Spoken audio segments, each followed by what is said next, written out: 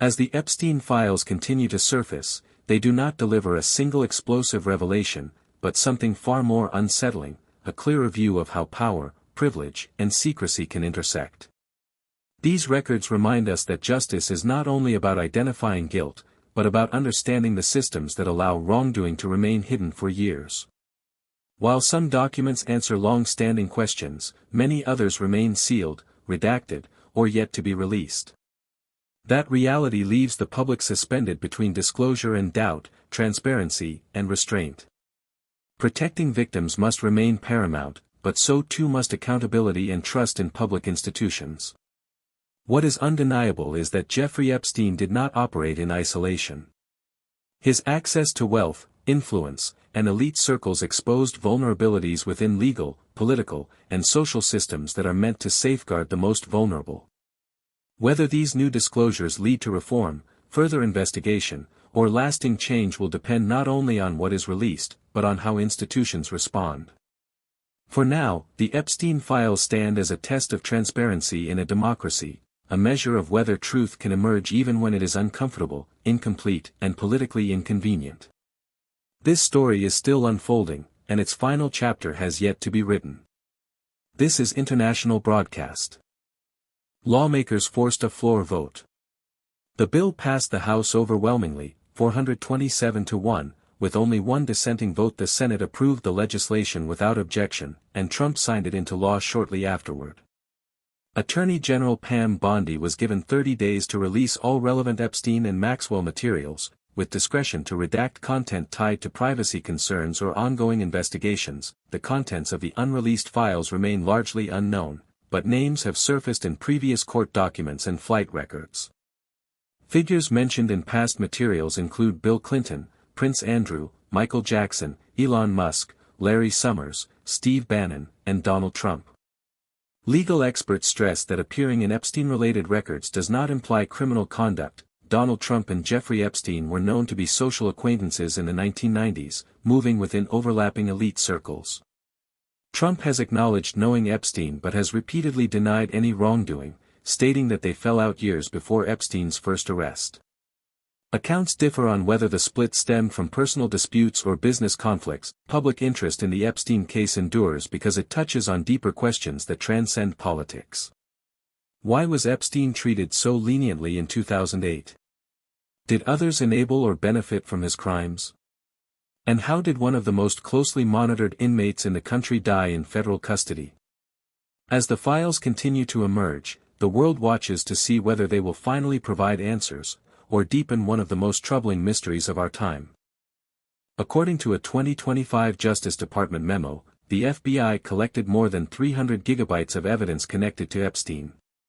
This includes victim and witness interviews, seized computers and hard drives, financial records, photographs, and video files, forming one of the most extensive archives ever assembled in a case of this nature. However, officials have made clear that much of this material will never be released publicly. A significant portion contains illegal child sexual abuse material. Federal law requires that these files remain sealed to protect victims' identities and prevent further harm. The Epstein archive also overlaps with the case of Ghislaine Maxwell, Epstein's longtime associate. Maxwell was convicted in 2021 of conspiring to traffic underage girls and is currently serving a 20-year prison sentence.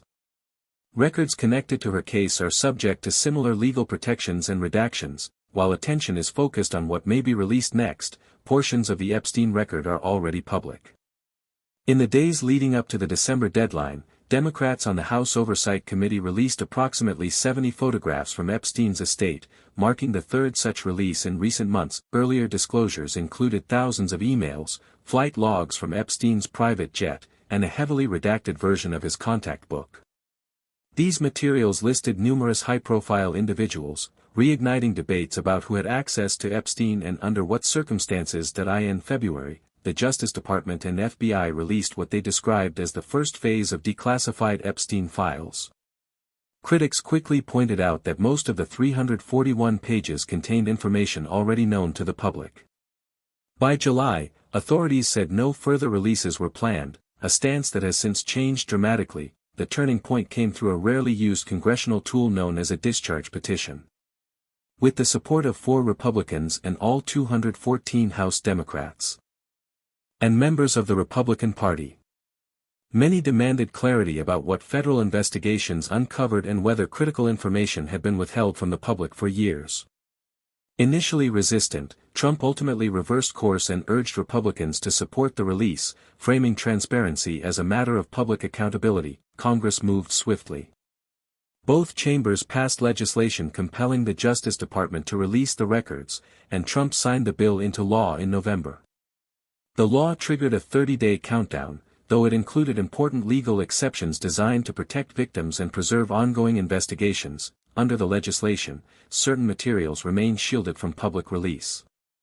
These include documents tied to active cases, records that could identify victims, and any explicit material involving abuse, injury, or death.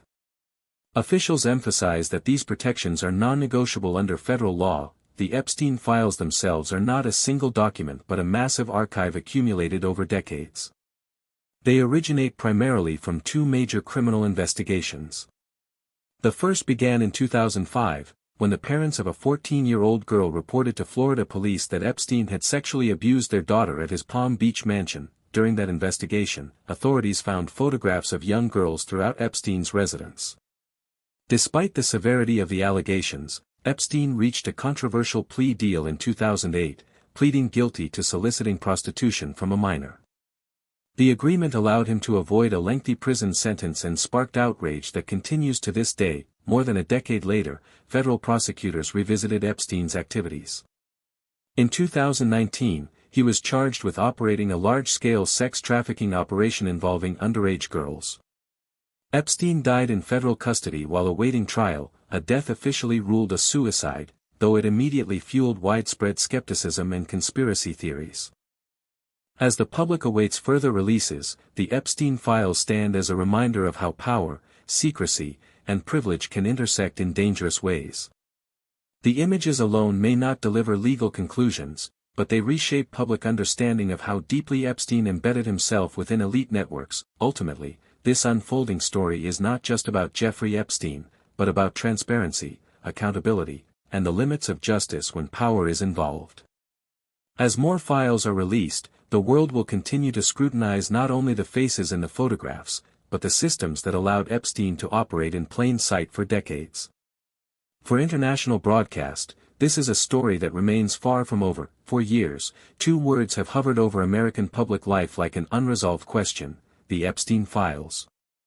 Mentioned in courtrooms, whispered in political circles, and debated endlessly online, they have become shorthand for secrecy, power, and unanswered questions.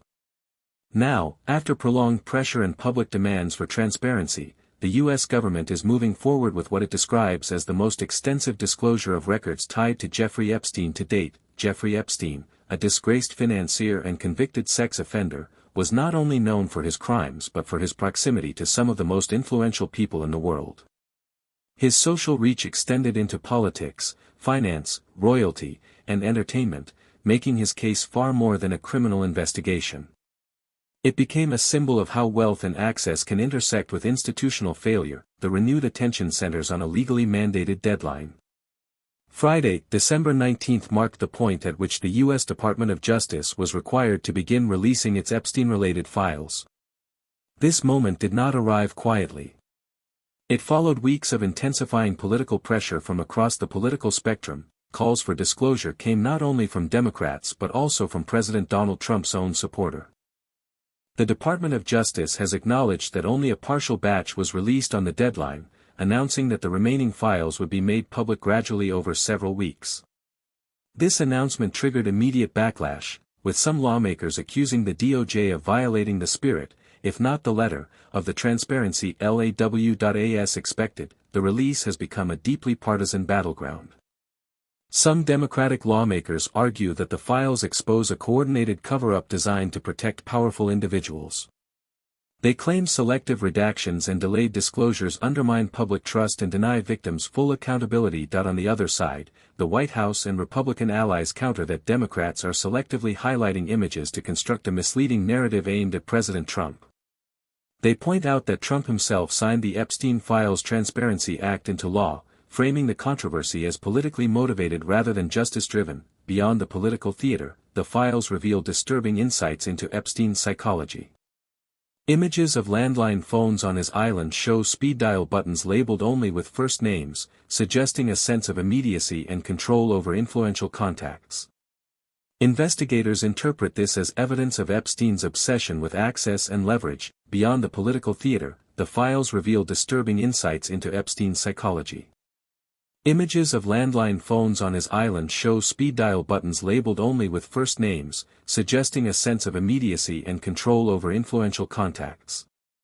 Investigators interpret this as evidence of Epstein's obsession with access and leverage. Experts believe Epstein's extensive documentation served a strategic purpose. By recording interactions, collecting images, and preserving evidence of proximity, Epstein may have been constructing a system of implied leverage, one that relied less on explicit blackmail and more on mutual vulnerability and silence. The entertainment world is not absent from the files. Filmmaker Woody Allen appears in multiple photographs connected to Epstein-related events. One image shows Allen engaged in conversation with Steve Bannon, a former Trump advisor, illustrating the unusual and often contradictory mix of political ideologies that intersected within Epstein's orbit. The files also revisit the long-discussed relationship between Jeffrey Epstein and Donald Trump. According to investigators, the two maintained a social connection spanning roughly 15 years before reportedly falling out in 2004. This relationship has been widely debated, and the newly released images add visual context to what was previously known primarily through statements and third-party accounts. Donald Trump appears in at least 3 photographs included in the new batch. One image shows him at a Hawaiian-themed party surrounded by several women whose faces have been redacted.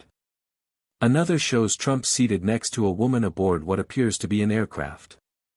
These images have drawn intense scrutiny but, as emphasized by journalists and investigators, none depict illegal activity. Despite the provocative optics, experts caution against drawing premature conclusions. To date, the released material does not provide direct evidence linking Trump to Epstein's criminal sex trafficking operation. This distinction has become central to the political debate, as imagery is often interpreted emotionally rather than legally. The controversy intensified when it became clear that the release was far from complete. Despite the December 19 deadline, a significant portion of the 95,000 images remains unreleased. The House Oversight Committee has stated that faces believed to belong to potential victims are being redacted to protect their identities, a move supported by victim advocacy groups but criticized by transparency activists. With critics arguing that political interests may be shaping what the public sees first. Supporters, however, claim the process is necessary to protect victims and maintain legal integrity. The files themselves are deeply unsettling. They include high-resolution images of Epstein's Manhattan townhouse, his private Caribbean island Little St. James, and interior spaces that investigators believe were integral to his operations. Among the most disturbing discoveries are photographs of a fully equipped dentist-style medical room inside his island residence, BDSM-related items, and cryptic office decorations, including chalkboards with unexplained writings that have sparked widespread speculation. One particularly notable artifact is a commemorative book presented to Epstein on his 50th birthday. The book reportedly contains handwritten notes, signatures, and messages from influential individuals across politics, business, and entertainment. While the presence of a name does not imply wrongdoing, the sheer number of powerful figures connected to Epstein socially raises unavoidable questions about access, influence, and accountability. Several high-profile images have already dominated headlines. Among them is a photograph showing former U.S. President Bill Clinton smiling alongside Epstein and Ghislaine Maxwell. The image is said to include Clinton's signature in gold ink, though his representatives continue to emphasize that he had no knowledge of Epstein's crimes. The photo has become emblematic of how proximity alone can spark public outrage, regardless of legal conclusions. Other images capture Microsoft co-founder Bill Gates in social settings with Epstein, including gatherings that reportedly also included Prince Andrew. One especially controversial image appears to show Gates and Andrew together, with King Charles allegedly cropped out of the original frame, a detail that has fueled online speculation about intentional editing and narrative control. What was once hidden behind sealed court records and whispered testimonies is now emerging into public view. Following a historic transparency deadline, tens of thousands of images and documents connected to Jeffrey Epstein are being released, revealing unsettling details about his private world and his proximity to some of the most powerful people on Earth. Tonight, we break down what these newly disclosed files show, what they don't, and why their release has ignited a global political and media firestorm. This is International Broadcast. The recent disclosure of the Jeffrey Epstein files has reignited global attention on one of the most disturbing and controversial figures of the modern era. Triggered by the December 19 deadline under the Epstein Files Transparency Act, this release represents one of the largest document dumps ever connected to a criminal investigation involving elite power networks. What had previously existed only as whispers, sealed testimonies, and redacted court filings has now begun to surface in visual and documentary form, offering the public a rare glimpse into Epstein's carefully hidden world. At the core of this disclosure lies an extraordinary archive of nearly 95,000 photographs and documents seized from Epstein's estate and reviewed by the House Oversight Committee.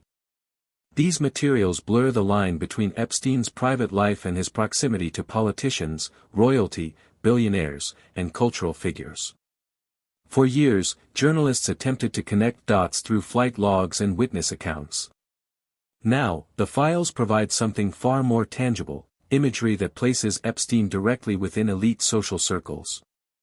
The Department of Justice formally began its legally mandated release on December 19, though members of Congress had already started selectively releasing portions ahead of the deadline. This staggered approach has fueled suspicion and controversy.